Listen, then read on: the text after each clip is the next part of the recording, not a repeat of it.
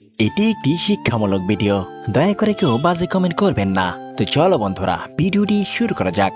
ভিডিওটি প্রথম থেকে শেষ অবধি দেখার অনুরোধ রইল। ধন্যবাদ।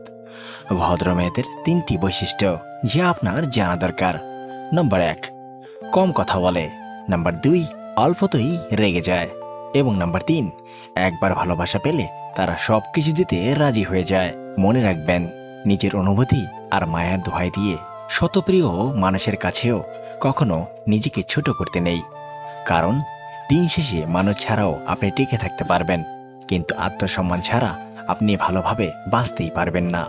যার কাছে বারবার নিজের গুরুত্ব অভিমান ভরা কথা দিয়ে বোঝাতে হবে, তার কাছে কি আসলেই গুরুত্ব থাকে? যে মানুষটার কাছে সব সময় তার সময় মতো নিজের জন্য সময় পেতে হয়, সে মানুষটা কি আসলে সময় বের করতে পারবে আপনার জন্য?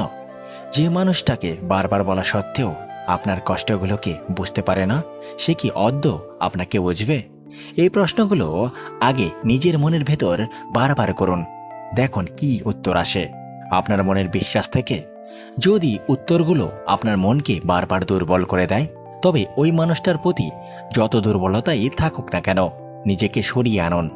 আপনি তার জন্য নিজের আত্মসম্মানকে বিসর্জন দিচ্ছেন, অথচ মানুষটা আপনার এতটুকু মূল্যায়ন করে না।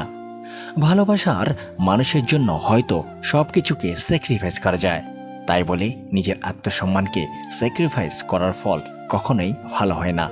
মনে রাখবেন, কারো থেকে বারবার চেয়ে পাওয়া কিছুতে সাময়িক খুশি হওয়া যায়, কিন্তু মনের ভেতর শান্তি পাওয়া যায় না। জীবনে 3টি মানুষকে কখনো ক্ষমা করতে নেই। নাম্বার 1, ভালো না বেশে যে ভালোবাসার অভিনয় করে। নাম্বার 2, যে বন্ধুত্বের সুযোগ নিয়ে বেইমানি করে। নাম্বার 3, যে বিশ্বাস নিয়ে খেলা করে।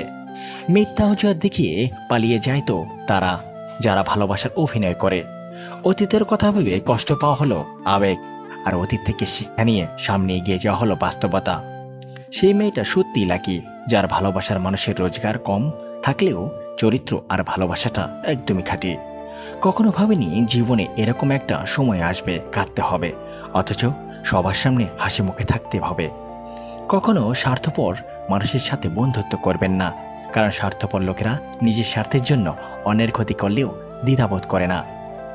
ক্ষমা তাকেই করো যে অজান্তে ভুল করেছে, কিন্তু তাকে নয় যে জেনে বুঝে বেইমানি করেছে। যদি কাউকে ভালোবাসো, সে ভাগ্যে আছে কিনা তা ভেবো না, তাকে এতটাই ভালোবাসো যেন ঈশ্বর তাকে তোমার ভাগ্যে লিখে দেয়। এরকম ভিডিও পেতে আমাদের পাশেই থাকুন। ধন্যবাদ সবাইকে। আবার দেখা হবে আমাদের পরবর্তী ভিডিওতে। সে পর্যন্ত ভালো থাকবেন, সুস্থ থাকবেন।